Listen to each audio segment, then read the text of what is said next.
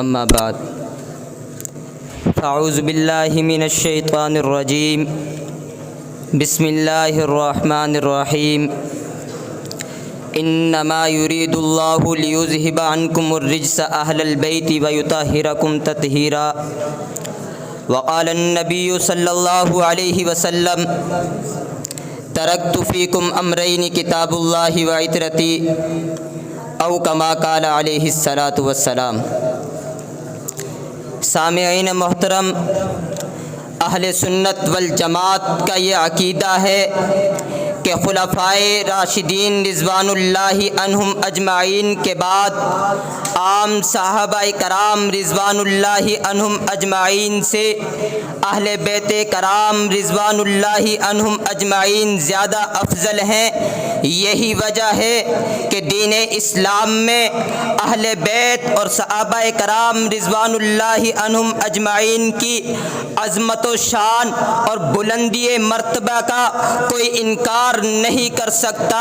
یہ وہی پاکیزہ ہستیاں ہیں جن کو رب العالمین نے اپنے محبوب پیغمبر صلی اللہ علیہ وسلم کی محبت کے لیے چنا۔ سامعین ذی وقار، حضرات اہل بیت رضوان اللہ عنہم اجمعین اعلیٰ اخلاق و کردار کے عامل، ہمت و عظمت، شجاعت و حمیت اور حق گوئی و بے باکی کے علمبردار ہیں۔ نیز اسلام کی تبلیغ و اشاعت کے لیے ہمہ وقت سرگردہ، امت کی اصلاح و تربیت کے لیے مسلسل کوشاں اور دنیا و آخرت میں امت کی کامیابی کے خیر خواہ ہیں۔ آپ صلی اللہ علیہ وسلم کے پردہ فرما جانے کے بعد سے کربلا تک حضرات اہل بیت رضوان اللہ عنہم اجمعین کی دعوت و تبلیغ، جہاد و سرفروشی اور شہادت کی ناقابل فراموش خدمات و کارکنوں کا ایک زرعی تسلسل ہے جو قیامت تک جاری رہے گا۔ سامعین محترم، حضرات اہل بیت رضوان اللہ عنہم اجمعین کا مقام احادیث و آثار اور اقوال صحابہ کرام رضوان اللہ عنہم اجمعین میں کثرت سے بیان ہوا ہے، جیسا کہ آپ علیہ الصلاۃ والسلام نے حضرت عباس رضی اللہ تعالی عنہ کے شکوے پر نہایت ہی بلیغ و مؤثر انداز میں ارشاد فرمایا کہ قسم ہے اس ذات کی جس کے قبضہ قدرت میں میری جان ہے کہ اس وقت تک کسی شخص کے دل میں ایمان داخل نہیں ہوگا جب تک وہ حضرات اہل بیت رضوان اللہ عنہم اجمعین کو اللہ تعالیٰ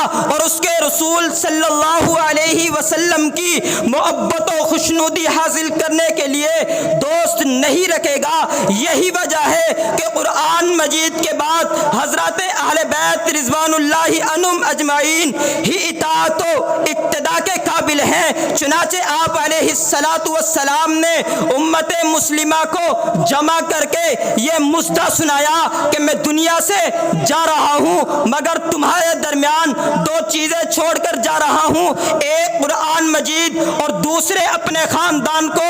جب تک تم ان دونوں کو تھامے رکھو گے کبھی گمراہ نہیں ہوگے۔ عزیزان من، ذرا توجہ کیجئے، حضرات اہل بیت رضوان اللہ عنہم اجمعین اللہ تعالیٰ کے خصوصی ہدایت یافتہ اور آپ علیہ الصلاۃ والسلام کے مثالی و تربیت سے سرفراز ہیں۔ جیسا کہ آپ علیہ الصلاۃ والسلام نے فرمایا کہ اللہ تعالیٰ سے محبت کرو، اس لیے کہ اللہ تعالیٰ تمہیں اپنی نعمتوں سے نوازتے ہیں، اور اس اللہ تعالیٰ کے ساتھ محبت کرنے کی وجہ سے مجھ سے محبت کرو، اور میرے ساتھ محبت کرنے کی وجہ سے اہل بیت رضوان اللہ عنہم اجمعین سے محبت کرو۔ مگر آج افسوس کے ساتھ کہنا پڑتا ہے کہ امت عملاً اس قسم کی احادیث کو بھول گئی ہے، اور اس بھولے ہوئے سبق کو یاد کروانے کے لیے امام شافعی رحمہ اللہ کا یہ قول بہت اہمیت کا حامل ہے کہ اگر اہل اہل بیت سے محبت کرنے کا نام رافضیت ہے تو جن و انس گواہ رہیں میں بھی رافضی ہوں۔ تو میں اہل بیت کو مقام کو اپنے الفاظ میں کچھ یوں بیان کرنا چاہتا ہوں۔ کیوں نہ ہو رتبہ بڑا اصحاب و اہل بیت کا، کیوں نہ ہو رتبہ بڑا اصحاب و اہل بیت کا، مصطفیٰ ان کے خدا ان کا، اصحاب و اہل بیت کا، آل و اصحاب نبی سب بادشاہ ہے بادشاہ، میں فقط ادنا گدا اصحاب و اہل بیت کا۔ اور کیوں ہو مایوس اے فقیرو آؤ آ کر لوٹ لو، کیوں ہو مایوس اے جوانو آؤ آ کر لوٹ لو، ہے خزانہ بٹ رہا اصحاب و اہل بیت کا۔ وآخر دعوانا ان الحمدللہ رب العالمین۔